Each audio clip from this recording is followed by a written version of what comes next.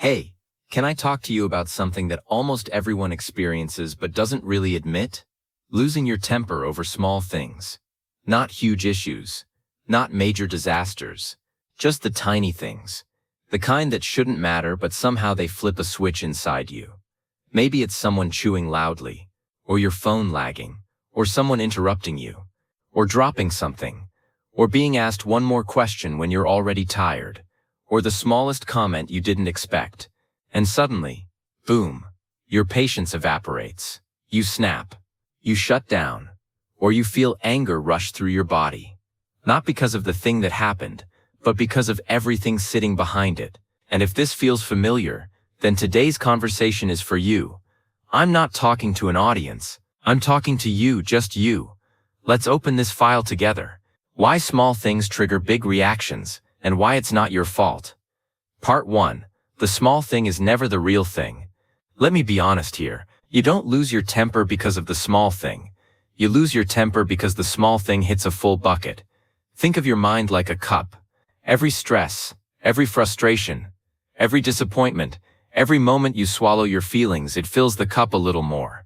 You can handle the big things, actually. Humans usually prepare for big things, but the small things, they sneak in. They hit your already full cup, and the cup spills over. What looks like anger is often overflow. Not weakness. Not bad attitude. Just a cup that's run out of space. So when you snap over a tiny thing, it's not about that moment. It's about the hundreds of moments before it. The ones you carried quietly. Part 2. Accumulated stress. The silent load you carry. Let's talk about accumulated stress. The hidden pressure most people don't even realize they're carrying. In the US, this is especially common. Life feels fast. Everything feels urgent. People are expected to be productive, calm, polite, efficient, even when they're exhausted. You don't get time to pause, or breathe, or reset. So what happens? Your nervous system stays on from the moment you wake up. Here's what that means for you. Every unfinished task adds a little pressure. Every worry adds a little weight.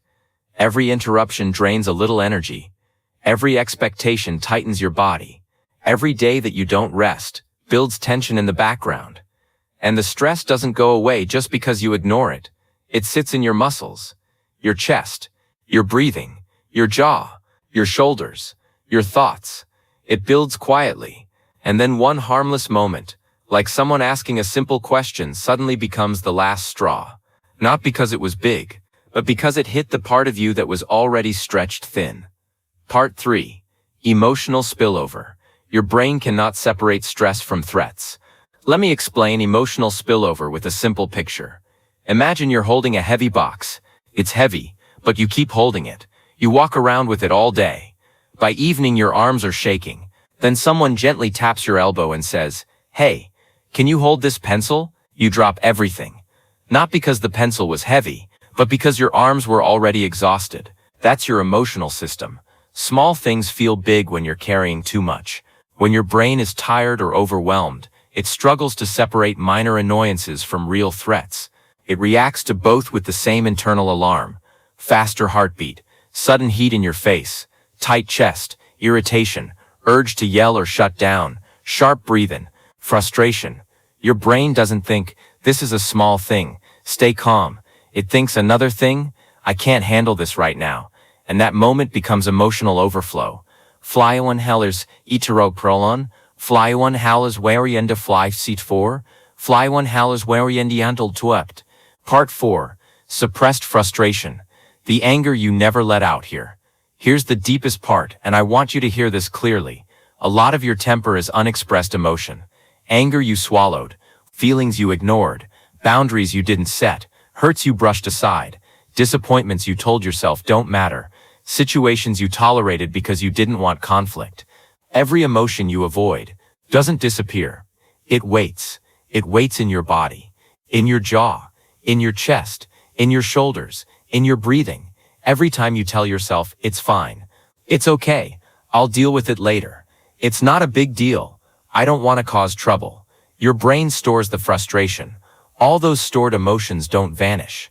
They find small cracks to leak through, like snapping at the wrong person, or losing patience over tiny messes, or yelling at yourself for small mistakes, or feeling irritated for no reason. You're not an angry person, you're a compressed person, full of things you never got to release.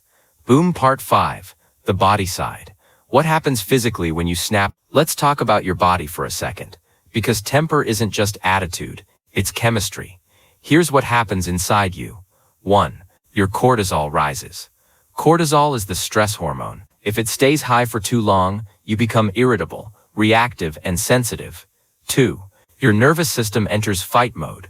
Small problems feel like threats. Sound feels louder. Movements feel faster. People feel more demanding. 3.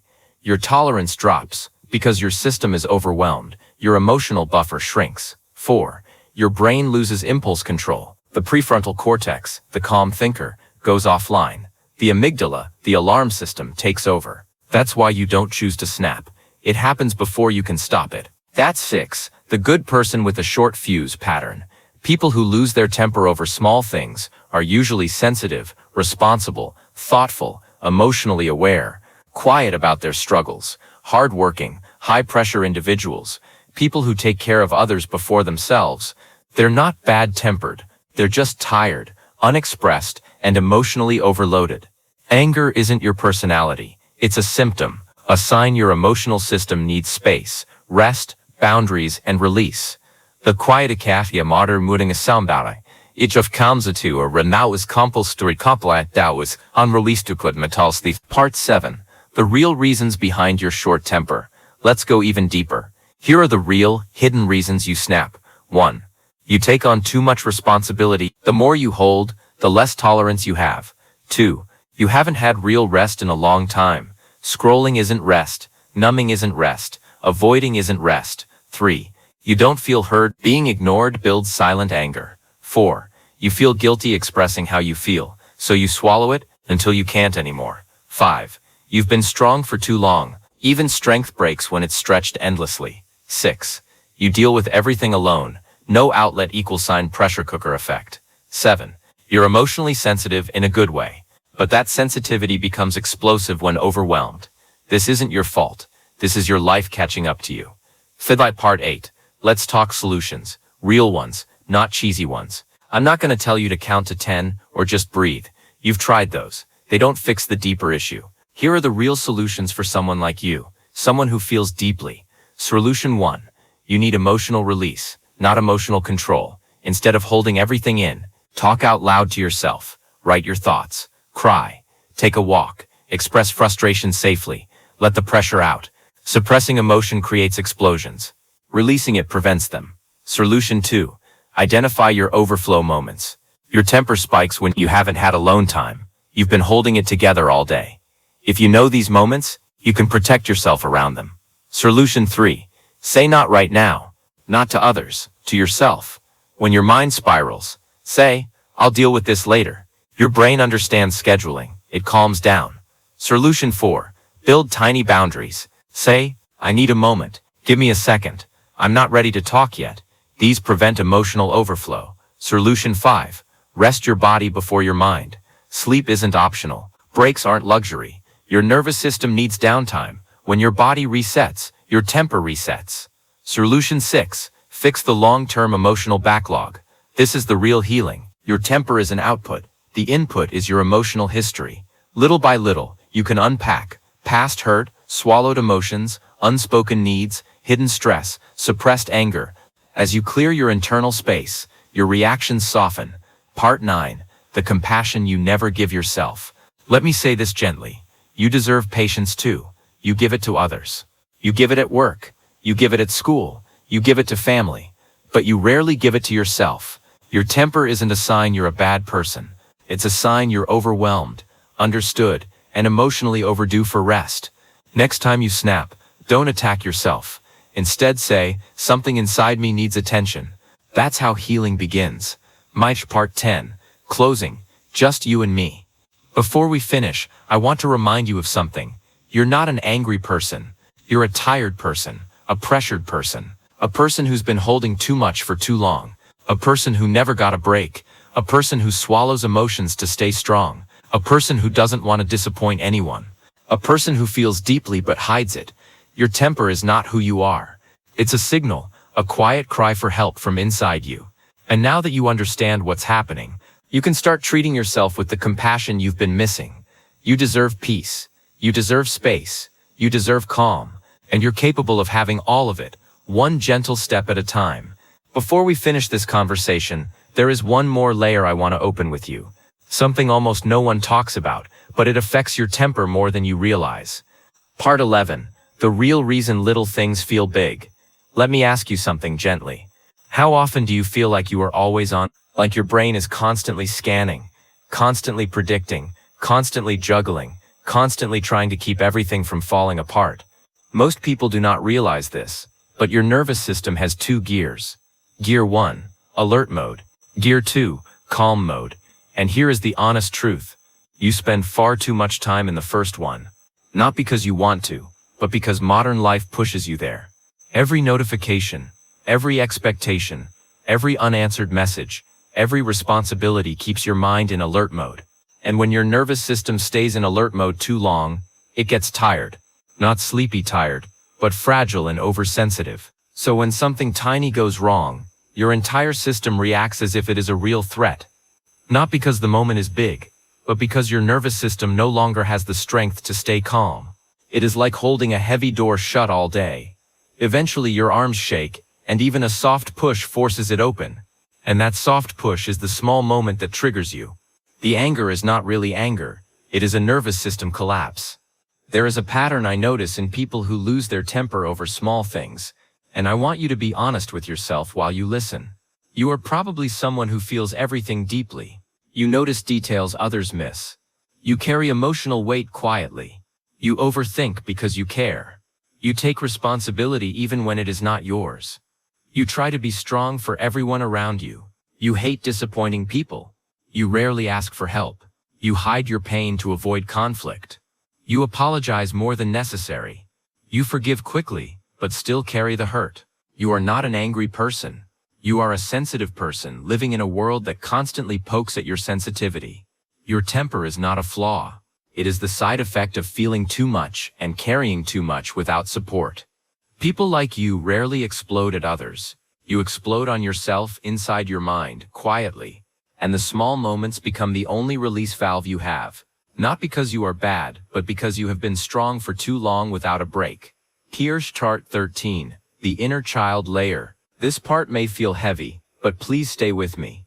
You deserve to understand this. Small things trigger big emotions because they touch old wounds. Often the anger you feel today is not coming from the adult you are now, but from a younger version of you who was not listened to, a younger version who was expected to stay quiet, who had to be well behaved, who was not comforted when upset, who had to stay calm even when overwhelmed, who felt misunderstood or unprotected, who had to carry emotions they were too young to process.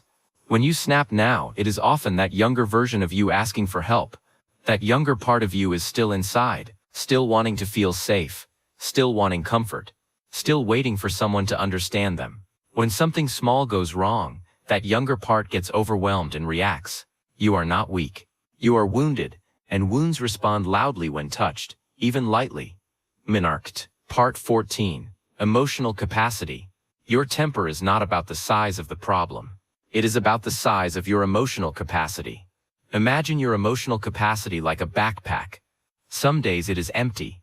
On those days, small annoyances feel manageable, but other days it is already filled with work pressure, school stress, family responsibility, financial worries, social demands, internal expectations, guilt, fear, exhaustion, and unresolved hurt.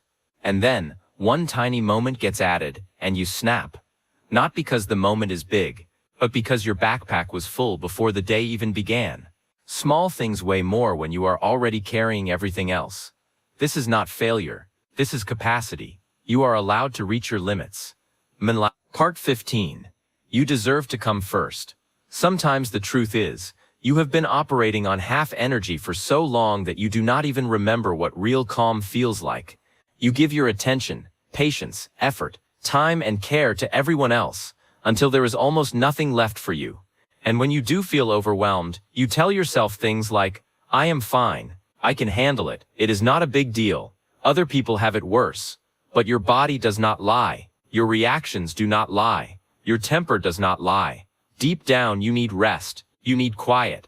You need space. You need understanding. You need permission to pause. And losing your temper is your system's way of saying, I cannot keep doing everything without taking care of myself. You deserve care, from others, but also from yourself. Here at 16, what healing actually looks like. Healing your temper does not mean you will never get upset again. It means building enough space inside yourself that small things no longer collapse you.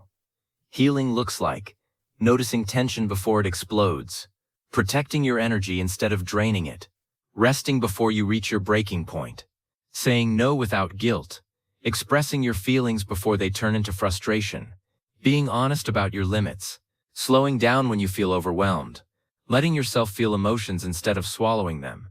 Your goal is not to eliminate anger. Your goal is to create space for yourself so your system does not overflow, and you are capable of that. Slowly, gently, consistently. 3. Part 17. A gentle closing, just for you.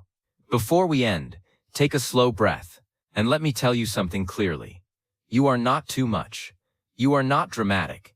You are not broken. You are not unstable. You are overloaded. You are carrying more than anyone sees. You are exhausted in ways you do not talk about. You are trying your best in a world that demands far too much from you. And losing your temper is not a sign of failure. It is a sign that your emotional system needs care. You are not defined by your reactions. You are defined by the fact that you care enough to understand them, reflect on them, and grow from them. Your temper is not who you are. It is a message from inside you saying, slow down. Look at me. I need attention. I need rest. I need gentleness. And now you are listening. And that is the beginning of healing. This is your extended file today, from Body Logic Files. Take care of your mind. It has carried you through far more than you realize.